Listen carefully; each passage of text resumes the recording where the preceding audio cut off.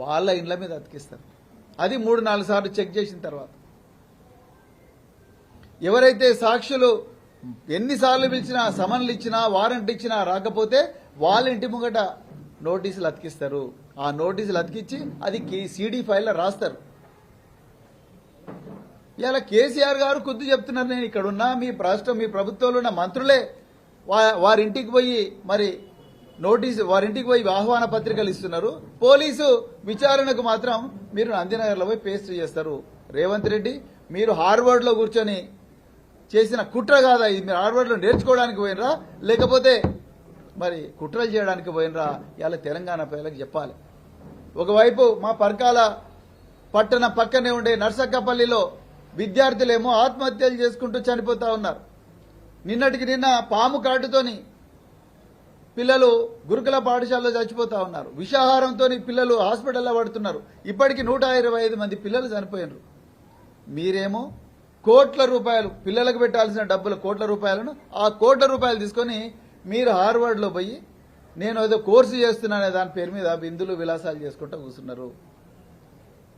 మీరు ఏం నేర్చుకున్నారో తెలంగాణ పిల్లలకు చెప్పండి. హార్వర్డ్లో ఏమేమి కోర్సులు చేసిండ్రు, మీకు ఎవరెవరు ప్రొఫెసర్లు పాఠాలు చెప్పిండ్రు, మీరు ఏమేమి అసైన్మెంట్ వేసిండ్రు తెలంగాణ ప్రజలకు చెప్పాలి. ఎందుకంటే మీరు తెలంగాణ ప్రజల డబ్బులతో పోయిన రాడికి మీ పర్సనల్ డబ్బులతో పోలే. మీరు ప్రత్యేక విమానంలో మీరు ముఖ్యమంత్రి కోర్సు పోయినారు. ఆ కోర్సులో మీరు ఏమేమి రాసిండ్రు, ఏం అసైన్మెంట్ రాసిండ్రు, మీకు ఎన్ని మార్కులు వచ్చినాయి హార్వర్డ్లో, మీ అసైన్మెంట్లు అన్ని కూడా తెలంగాణ ప్రజల దగ్గర పెట్టండి. మీ ఆ మార్కులు ఎన్ని వచ్చినాయి అవన్నీ పెట్టండి. మీ క్లాస్మేట్లు ఎవరు, వాళ్ళు ఏమేమి చేసిండ్రు, మీరు ఎక్కడున్నారు అవన్నీ ప్రజలకు తెలవాలి. ఎందుకంటే ప్రజల సొమ్ముతో పోయినరు, మీరు ముఖ్యమంత్రి హోదాలో పోయినరు.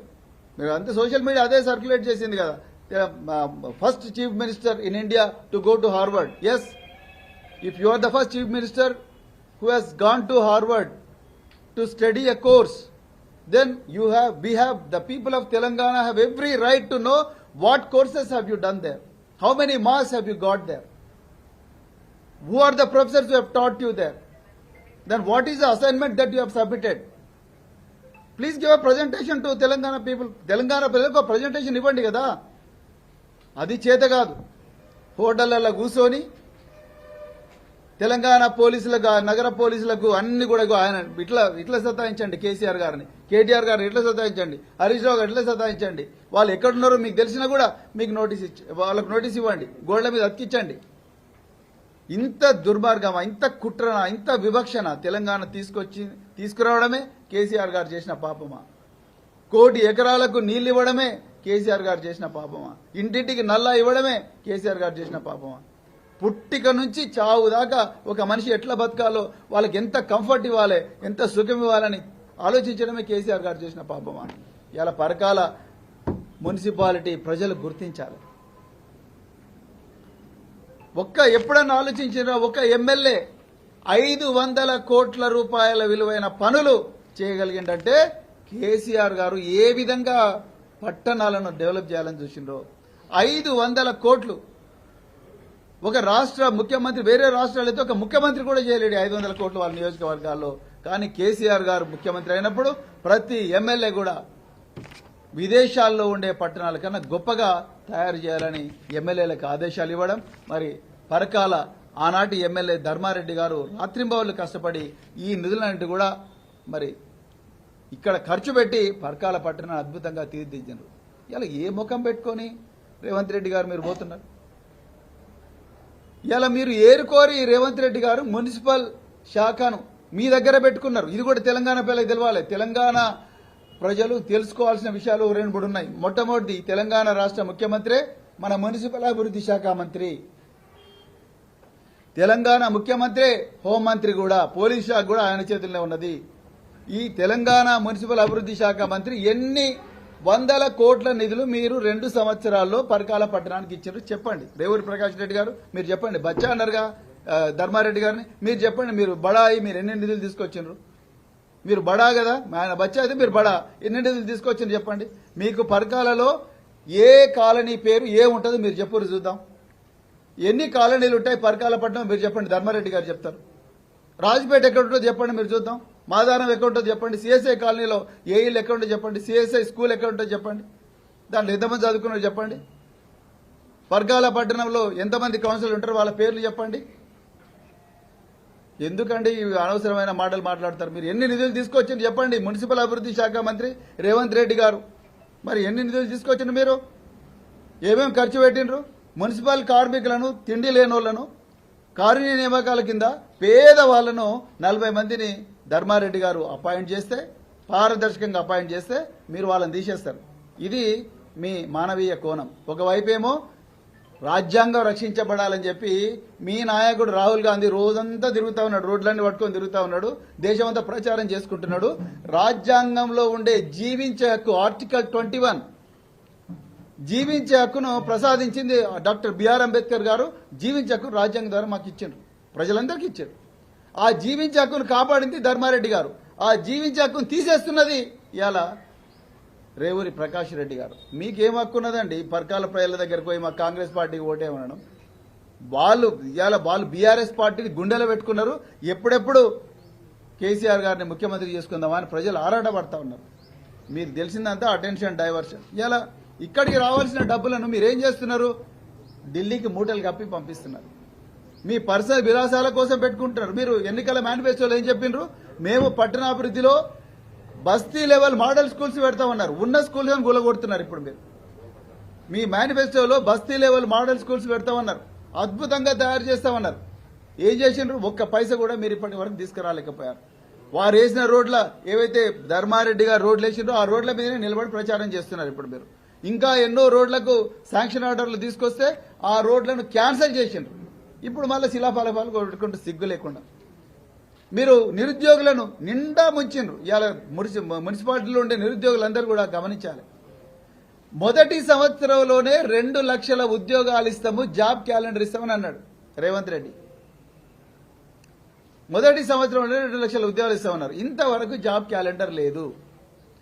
గతంలో కేసీఆర్ గారు నవంబర్ 22వ తారీఖు నాడు ఏవైతే నోటిఫికేషన్లు ఇచ్చిండ్రో ఆ నోటిఫికేషన్లవే ఇప్పటి వరకు కూడా అదే నడుస్తా ఉన్నది ప్రక్రియ.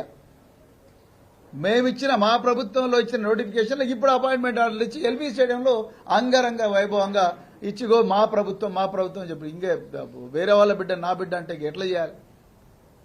ఈ రోజు అదే పని చేస్తున్నారు. మీరు పర్కాల మున్సిపాలిటీలో కూడా అదే పని చేస్తున్నారు. గత ప్రభుత్వంలో ఏవైతే శాంక్షన్ అయినాయో ఆ వర్క్స్కే రిబన్ కట్లు చేస్తున్నారు. ఆ వర్క్స్ కూడా ఆపేసిండ్రు, మధ్యలో ఆ ప్రొసీడింగ్స్ ఆపేసిండ్రు. ఎందుకింత కసి పర్కాల ప్రజల మీద మీకు ప్రకాష్ రెడ్డి గారు? ఎందుకింత కసి కాంగ్రెస్ నాయకులకి పర్కాల పట్టణ ప్రజల మీద? పర్కాల ప్రజలు చాలా మంది కూడా పర్కాల పట్టణం వండుకుంటేనే గ్రామీణ ప్రాంతాల్లో వ్యవసాయ కూలీలుగా పనిచేస్తారు. వాళ్ళకి వ్యవసాయ కూలీలకు మీ వరంగల్ డిక్లరేషన్లు ఏం చెప్పిండ్రు రేవంత్ రెడ్డి గారు? మీరు వరంగల్ డిక్లరేషన్ లో రైతు బంధు కేసీఆర్ గారు ఎకరానికి సీజన్ కు 5,000 ఇస్తున్నాడు, మేము 7,500 రూపాయలు ఇస్తామన్నారు. ఎన్నిసార్లు ఇచ్చినావయ్యా నువ్వు?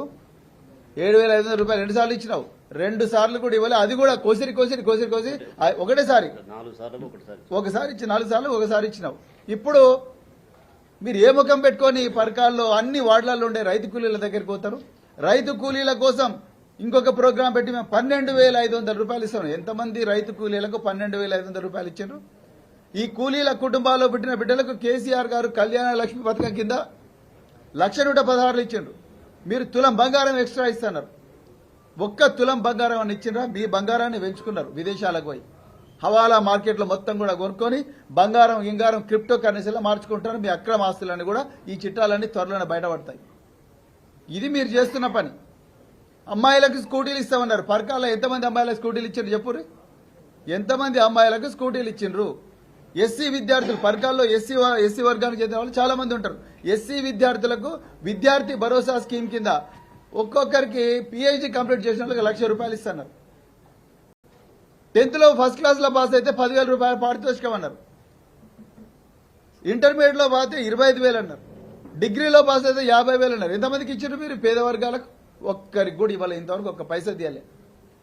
8,500 కోట్ల రూపాయల బకాయిలు ఉన్నాయి ఇప్పటి వరకు కూడా ఫీ రియంబర్స్మెంట్ కింద. ఈ పర్కాల్లో పేద ప్రజల పిల్లలు బాగా చదువుకోవాలని అన్నాడు కేసీఆర్ గారు.